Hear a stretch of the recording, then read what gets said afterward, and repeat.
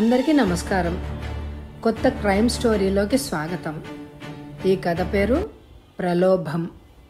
రచన ఎం ఉదయ్ భాను గారు. చదువుతున్నది దేవి. ఈ కథ మీ అందరికీ నచ్చితే తప్పకుండా లైక్ చేయండి. ఇంకా కథలోకి వెళ్దామా? రాజకుమారుడు గుర్రం పైన ఒంటరిగా అడవిలో అలా వెళ్తూ ఉంటే హఠాత్తుగా రాక్షసుడు ప్రత్యక్షమై అంటూ నోరు తెరిచాడు. 3 ఏళ్ల బబ్లుకు కథ చెప్తోంది సుమతి. ఎలా తెరిచాడు అని అడిగింది. బూరెబుగ్గల బబ్లు తన చక్రాల్లాంటి కళ్ళు గెరగెరా తిప్పుతూ అంటూ నోరు తెరిచాడు. సుమతి క్షణం ఆలస్యం చేయకుండా పెరుగన్నం ముద్ద వాడి నోట్లో పెట్టేసింది. గబుక్కున పెరుగన్నం ముద్ద మింగేశాడు బబ్లు. రోజు బబ్లుకు అన్నం తినిపించడం ఒక ప్రహసనంగా మారింది సుమతికి. అయినా ఏనాడు విసుక్కోకుండా వాడికి కడుపు నిండా తినిపిస్తుంది. తర్వాత శ్రీవారు డాక్టర్ పవన్తో కలిసి భోంచేస్తుంది. వాడితో అలా ఆనందం పంచుకుంటున్న వేళ డోర్ బెల్ మోగింది. బబ్లు మూతి కడిగి టవల్తో చేయి తుడుచుకుంటూ పవను వచ్చుంటాడు అని హడావిడిగా తలుపు తెరిచింది. కానీ అక్కడ నిల్చున్న వ్యక్తిని చూస్తూనే విస్తుపోయింది.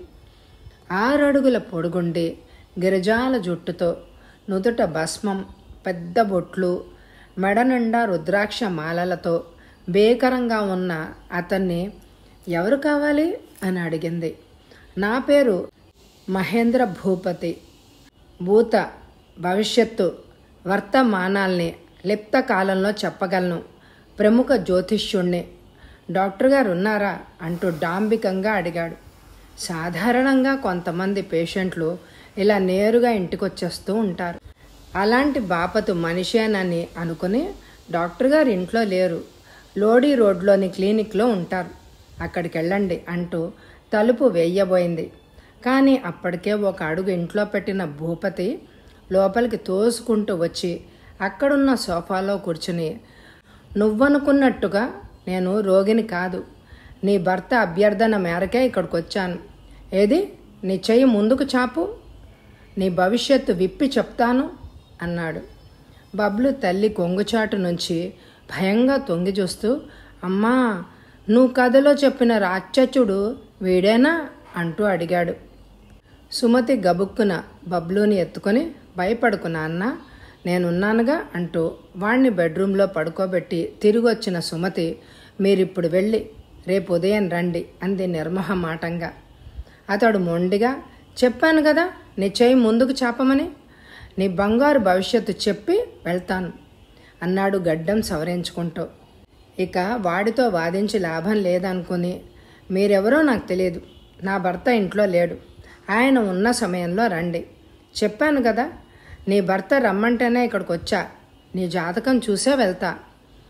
భూపతి వ్యవహారం చాలా చిరాకు తెప్పించింది సుమతికి.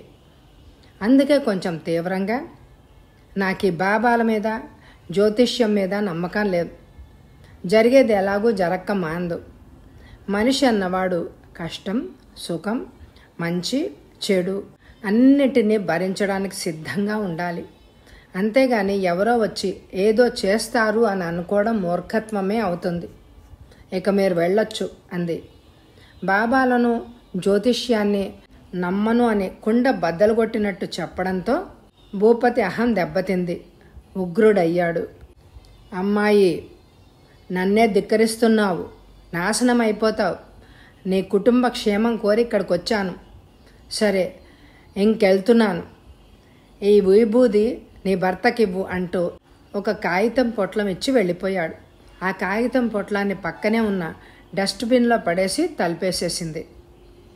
మర్నాడు ఉదయం పవన్ ఫోన్లో ఎవరితోనో మాట్లాడి ఫోన్ పెట్టేసి, సుమతి అంటూ గావు కేక పెట్టాడు. బబ్లుకు స్నానం చేస్తున్న సుమతి, వచ్చే అంటూ పరిగెత్తుకుంటూ వచ్చింది సుమతి. నిన్న సాయంకాలం భూపతి బాబా వచ్చాడా, నాకు చెప్పలేదేమిటి అంటూ అడిగాడు కోపంగా. మీరు రాత్రి ఆలస్యంగా వచ్చారుగా, చెప్పడానికి వీలు కాలేదు. సుమతి మాట పూర్తి కాకుండానే, ఆయన విభూది ఇచ్చాడటగా, ఎక్కడ పెట్టావు? డస్ట్బిన్ వైపు చూపించింది. పవను ఆత్రంగా డస్ట్బిన్లో చేయబెట్టి వెతికి ఆ బూడిద పొట్లం తీసి కళ్ళకు అద్దుకున్నాడు. అవును, ఆయనకు నీ చెయ్యి చూపించావా లేదా అంటూ నిలదీశాడు. లేదు, చూపించలేదు. అయినా నాకు ఇష్టం లేదు. ఏ, ఎందుకు ఇష్టం లేదు?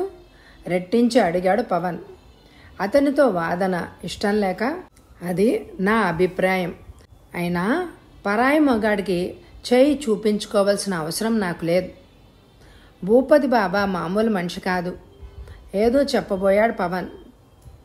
మీ దృష్టిలో అతనో దేవుడు కావచ్చు, నా దృష్టిలో అతను ఒక సామాన్యుడు అంది కటువుగా. సుమతిని ఏమీ అనలేక పక్కనే ఉన్న బబ్లు చెంపలు వాయగొట్టాడు. పవన్ చేతిలో నుంచి బబ్లూను లాక్కుని గదిలోకి దూరి తలుపేసేసుకుంది. యాదృచ్ఛికంగా పవన్కు రావాల్సిన ప్రమోషన్ ఒకటి తప్పిపోయింది. దాంతో వెంటనే మహేంద్ర భూపతిని కలిశాడు పవన్. విచారంగా ఉన్న పవన్ మొహాన్ని చూస్తూనే, నువ్వు ఎంతో కాలంగా ఎదురుచూస్తున్న ప్రమోషన్ జారిపోయింది కదూ అడిగాడు భూపతి బాబా. నిజమే బాబా. ఎందుకలా జరిగింది? మూర్ఖుడా, శని నీ నట్టింట తాండవం చేస్తోంది అన్నాడు తీవ్రమైన స్వరంతో. నట్టింట శనా? ఇప్పుడు ఎలాగా అన్నాడు భయంగా. దాన్ని వదిలించుకోవడం పెద్ద కష్టమేమీ కాదు. అంతేకాదు, శని స్థానంలో ఒక మహాలక్ష్మిని నీ ఇంట ప్రవేశపెడతాను అన్నాడు అభయం ఇస్తున్నట్లుగా. ఏం చేయమంటారు అడిగాడు పవన్. నేను చెప్పింది చేస్తావా? నిప్పుల్లో దూకమన్నా దూకుతాను. మీరేం చేయమంటే అదే చేస్తాను అన్నాడు నమ్మకంగా. అయితే ఇలారా, శనిని ఎలా వదుల్చుకోవాలో చెప్తా అంటూ పవన్ చెవిలో ఏదో ఊదాడు.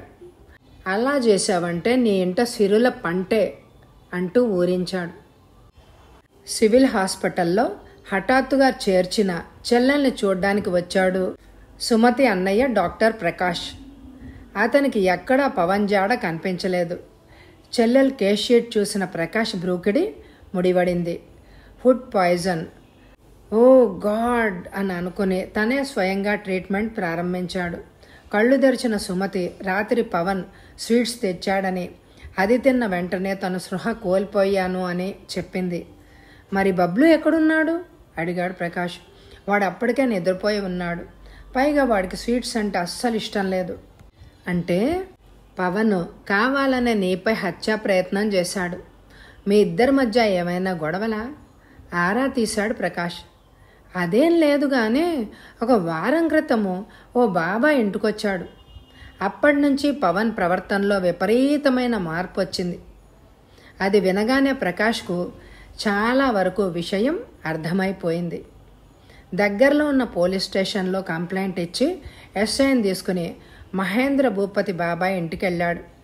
ప్రకాష్ ఊహించినట్టే బాబా కాళ్ళు పడుతూ ఉన్నాడు పవన్. ఎస్ఐ పవన్ని చూస్తూనే, సుమతిపై హత్యా ప్రయత్నానికి యు ఆర్ అండర్ అరెస్ట్. ఎందుకు అన్నాడు భయంగా. నువ్వే కాదు, నిన్నీ పనికి పురిగొల్పిన భూపతిని కూడా అరెస్టు చేస్తున్నాము. అమాయకులకు మాయమాటలు చెప్పి తన పబ్బం గడుపుకుంటున్నాడు. ఎదిరించిన సుమతి లాంటి వారిని ఎలా మట్టుబెట్టాలని చూస్తున్నాడు. నువ్వొక డాక్టర్ అయ్యుండి వాడి ప్రలోభానికి ఎలా తలొగ్గావు? సుమతి దురదృష్టవంతురాలని నీకు నోరు పోశాడు. ఇంకో అమ్మాయిని నీకు అంటగట్టాలని చూస్తున్నాడు. అవునా కాదా అని గద్దించేసరికి తలంచుకున్నాడు పవన్. ఒరే భూపతి, నీపై ఇదివరకే చాలా ఫిర్యాదులున్నా సరైన సాక్ష్యాలు లేక తప్పించుకున్నావు.